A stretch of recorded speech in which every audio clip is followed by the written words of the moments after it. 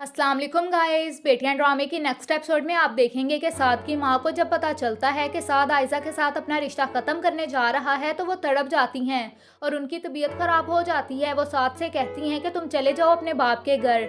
मैंने तुम्हें कितनी मुश्किलों से पाला था, तुम्हें तुम्हारे बाप से दूर रखा था कि तुम एक अच्छे और मुखलिस इंसान बनो, लेकिन तुम अपने बाप जैसे ही निकले। तुम्हें सिर्फ अपनी फ़िक्र है और किसी की कोई फ़िक्र नहीं।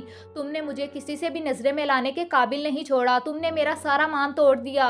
साद की अम्मी इतनी टेंशन लेती हैं कि वो बेहोश होकर गिर जाती हैं। साद फौरी उनको हॉस्पिटल लेकर जाता है। साद के वालिद भी हॉस्पिटल पहुंच जाते हैं और वो साद के कान भर देते हैं कि ज़रूर आयजा की फैमिली ने कोई बदतमीज़ी की होगी तुम्हारी माँ के साथ, जैसे उन्होंने मेरे साथ की थी। मैं तो बर्दाश्त कर गया, लेकिन बेचारी औरत से अपनी बेइज्जती बर्दाश्त नहीं हुई होगी। तभी फ़िज़ा भी अपनी पुप्पो के कहने पर साद को फ़ोन कर लेती है उसे समझाने के लिए, लेकिन साद तो गुस्से में बात करता है फ़िज़ा के साथ कि क्यों कॉल किया आपने, आप लोगों ने क्या कहा मेरी माँ को, आपकी वजह से मेरी माँ हॉस्पिटल में पड़ी हैं। अगर मेरी अम्मी को कुछ भी हुआ तो मैं आप लोगों को कभी नहीं छोड़ूंगा। फ़िज़ा भी परेशान होकर दानिश के साथ हॉस्पिटल पहुंच जाती है, जिस पर साथ चिल्लाता है कि डैड बिल्कुल सही कहते हैं, आप लोग इस काबिल ही नहीं कि आपसे कोई भी रिश्ता जोड़ा जाए।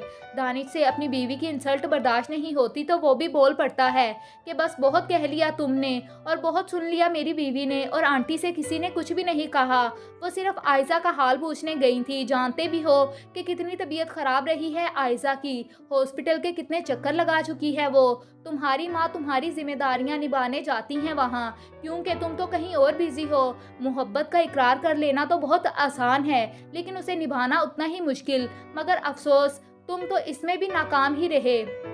लेकिन तुम्हें कोई हक नहीं पहुंचता कि तुम किसी की भी बेटी की ज़िंदगी बर्बाद करो। ये कहकर दानिश फ़िज़ा को लेकर वहां से चला जाता है। दूसरी तरफ फ़ारिस भी हानिया के साथ मुल्क से बाहर जाने की तैयारी करता है, जबकि फ़ारिस की माँ फ़ारिस को रोकती हैं कि हानिया ने जाना है तो चली जाए, लेकिन तुम नहीं जा सकते, मैं अब तुम्हें अपनी मर्ज़ी नहीं करने दूंगी। इस पर वो हानिया को भी ब्लैकमेल करती हैं कि तुम तो चली जाओगी, लेकिन पीछे से मैं तुम्हारी बहन फ़िज़ा की ज़िंदगी अजाब बना दूंगी।